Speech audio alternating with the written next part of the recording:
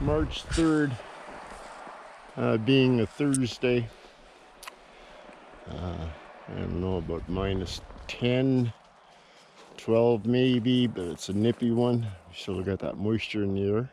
Oh, we got some deer running across over there. I don't know if we'll be able to see them in the camera. We got 2 of them across the creek. Yeah, that's cool. Haven't seen them for a while. There's a herd of them here. Anyway, that's cool. Know where they are. We'll take a look for them. Anyway, yeah. So let's go for a walk. I'm gonna do it without the shoes today. Be careful. Okay, we'll be careful. So this is what, day 6 of the Russian-Ukrainian World War. Day 7 since we had our Canadian constitutional crisis and the emergency declaration and the revocation. Yeah, the distraction. Okay, so well, I guess I got my head buried in the sand because really, after witnessing what we witnessed for credible reporting from the legacy newspapers and stuff, and the contradictions that the street reporters and journalists and streamers showed us, you can't help but deny that we were being led. And I think we're being led more so right now with the illusion being created by mainstream media, social posts. Pretty much every venue out there is information, misinformation, disinformation, and programming.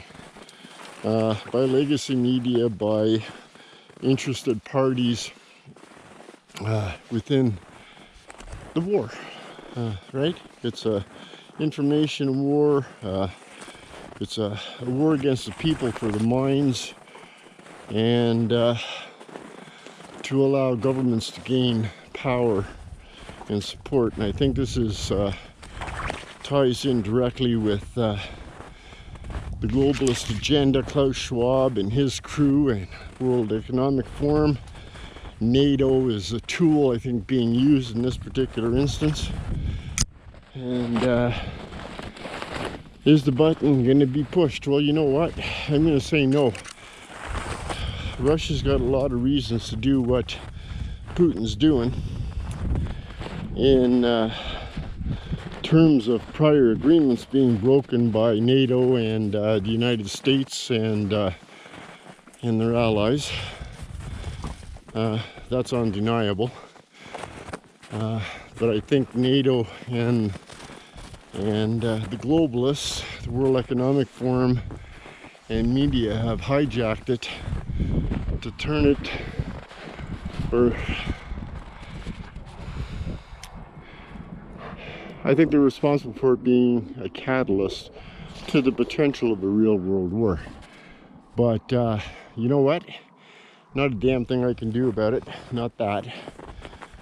I can still continue fighting for my rights and my freedoms in my country for as long as they may or may not last. But seeing that I or no individual can directly interfere, or even indirectly for that matter, in the matters concerning the war, the potential for World War III. I think we're in the middle of World War III. We're not in the middle, but in the very, very beginnings, and we have been for quite some time. I think it's just starting to manifest itself. It's the real disease result of all of the symptoms we've seen in sickness in the world, politically, socially, etc., over the last few years. So this has been coming for a while, and they've set us up for it, and I think they're continuing to set us up for it. I think it's more data, more information, more sales, more money, more power.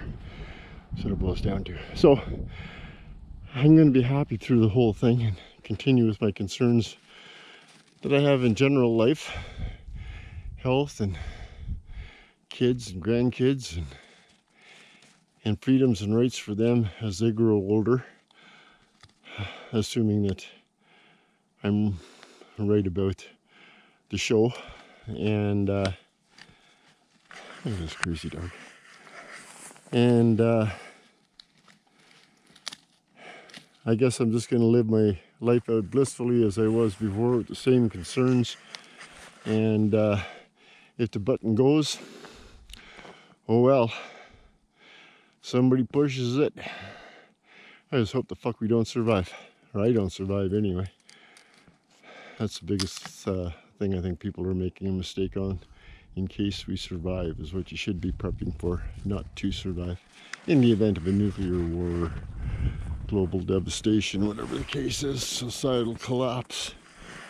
Anyway, let's continue on. We're doing it without the shoes today. I don't see the deer anymore. They headed over in that direction. They came from right across there, scooted across, and went down into that brush.